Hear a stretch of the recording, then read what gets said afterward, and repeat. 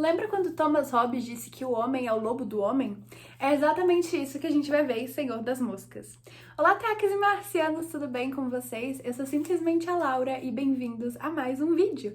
Se você chegou aqui de paraquedas, eu te convido a se inscrever no canal, deixar o seu like e me seguir lá no Instagram, @simpleslaura, onde a gente tem vários conteúdos inéditos e lives com convidados super especiais. Mas enfim, todo mundo odeia essa parte de vídeo, então vamos para a parte interessante. Senhor das Moscas, publicado em 1954, depois de ter sido negado por 21 editoras, foi escrito por William Golding, um escritor aí que teve uma vida muito interessante, mas muito conturbada. Golding nasceu em 1911 em uma cidadezinha chamada Cornualha, na Inglaterra.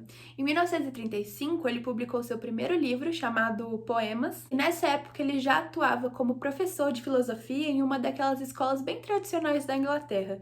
Imaginem Sociedade dos Poetas Mortos. É, tipo aquela escola. Só que em 1940, o mundo de Golding vira de cabeça para baixo, porque ele tem que se alistar à Marinha Britânica, justamente para participar e lutar na Segunda Guerra Mundial. E ele participa de eventos muito cruciais e muito importantes, como o próprio Dia D, a ocupação da Normândia e muitos outros. Quando ele volta para casa depois do fim da Segunda Guerra Mundial, a gente tem um William Golding totalmente diferente, totalmente mudado. E também, quem não se alteraria, né, em um cenário de guerra, onde a gente é confrontado todos os dias com atrocidades cometidas pelos nossos colegas de trabalho, pelos nossos amigos, pela própria humanidade.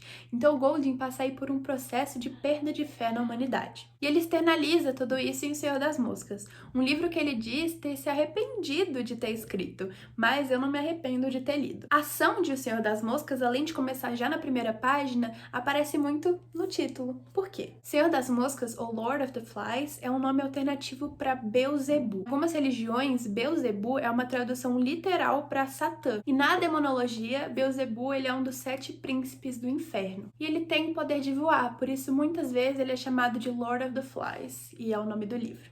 Beelzebub também literalmente representa a guerra, a injustiça, a crueldade, temas que estão na narrativa do William Golding o tempo todo. Mas enfim, agora indo para essas páginas que estão cheias de post-it. Na primeira página a gente já é introduzido ao nosso cenário, né? Então uma ilha super linda, paradisíaca, mas que não vai ficar assim pro livro inteiro. Justamente por Senhor das Moscas ser uma sátira a esse gênero clássico, né, de aventura na ilha. Além de toda essa história de colonização, de ilhas desertas, eram temas muito comuns para a época. William Golding pega isso, distorce totalmente e faz uma sátira. Nas primeiras páginas a gente é introduzido a essa ilha paradisíaca, com recursos como água potável, frutas, e também ao nosso personagem principal, Ralph. Ralph é um menino de cabelo claro, bonito, que sai da mata e tenta se localizar, mas logo ele localiza também Porquinho. Porquinho é um menino que a gente vai chamar de Porquinho pro resto do livro, mas contra a vontade dele. Por quê?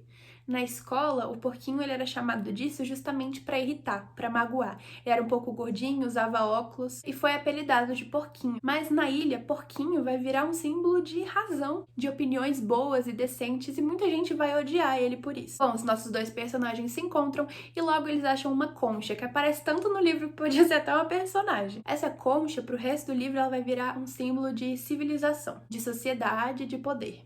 O Ralph ele pega essa concha e assopra, e quando ele assopra, sai um barulho tão estridente que vários meninos vão saindo do meio do mato, justamente por terem encontrado uns aos outros por causa do som dessa concha. Então logo eles percebem que não tem nenhum adulto, que eles foram os únicos sobreviventes de uma queda de avião. Esse avião, teoricamente, ele estaria tirando os meninos da Inglaterra e levando para algum outro lugar, escapando de uma guerra não especificada no livro. É dito na sinopse que essa guerra seria a Segunda Guerra Mundial, mas durante o livro a gente não tem nada específico que diga, olha, essa é a Segunda Guerra Mundial.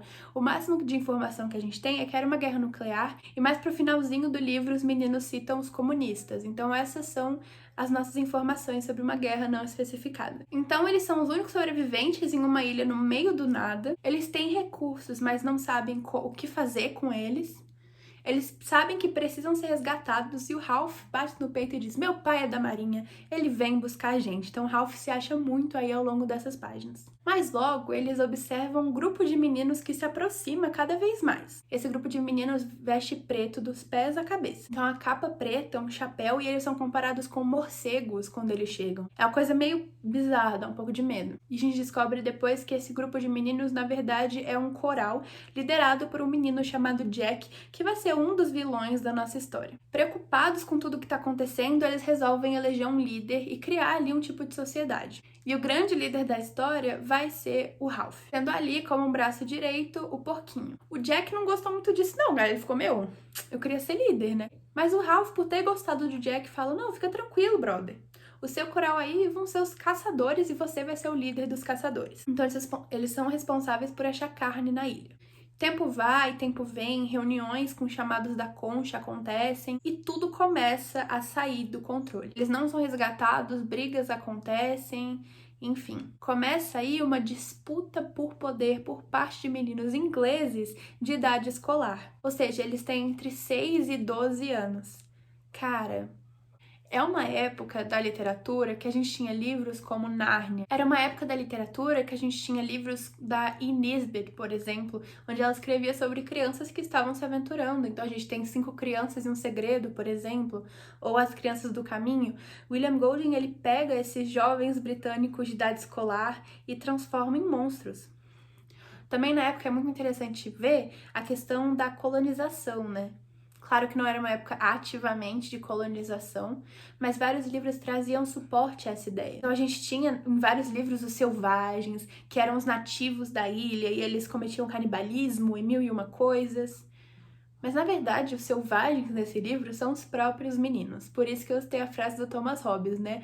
O homem é o lobo do homem. Esse livro traz um medo muito grande. Por quê? Porque a gente vê eles se organizando, toda essa organização falhando. E se a gente para pra pensar, isso está presente na nossa sociedade até hoje. Porque o poder não só significa você ter poder para você. O poder significa você instalar na sociedade, mesmo que seja uma sociedade em uma ilha, no meio do nada, no meio de uma guerra, as coisas que você acredita. Oi, gente, aqui é a Laura da edição. Eu esqueci de falar no vídeo, mas quem fez essa análise sobre poder não fui eu, foi o próprio Nietzsche. Então, ele diz, né, que obter poder significa lutar por objetivos que vão para além da sobrevivência. E eu esqueci totalmente de falar isso no vídeo, mas não fui eu, tá? Foi o Nietzsche.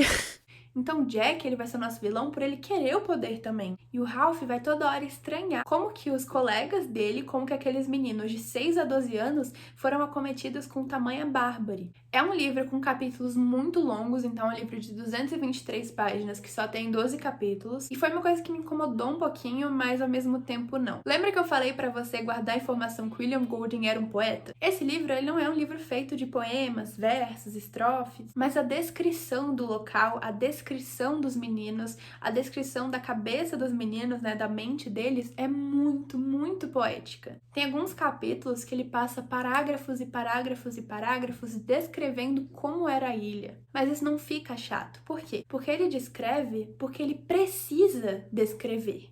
Pra gente entender o contexto que os meninos estavam e como eles mudaram e o que eles estavam pensando e fazendo, a gente precisa ter essa descrição muito exata. E por isso não fica chato, né? Colabora muito. Ele é um livro que até hoje mexe com muita gente, então a gente tem aí bandas que escreveram músicas sobre o Senhor das Moscas ou que tem alguma intertextualidade com o Senhor das Moscas. Então, por exemplo, tem uma música do Iron Maiden que se chama Lord of the Flies e também é um dos livros favoritos do Stephen King, então só pra gente ter noção como esse livro impacta as pessoas. É um livro que chama muita atenção por muitos motivos e que nos incomoda de verdade, porque a gente consegue ver a evolução de cada menino nessa ilha.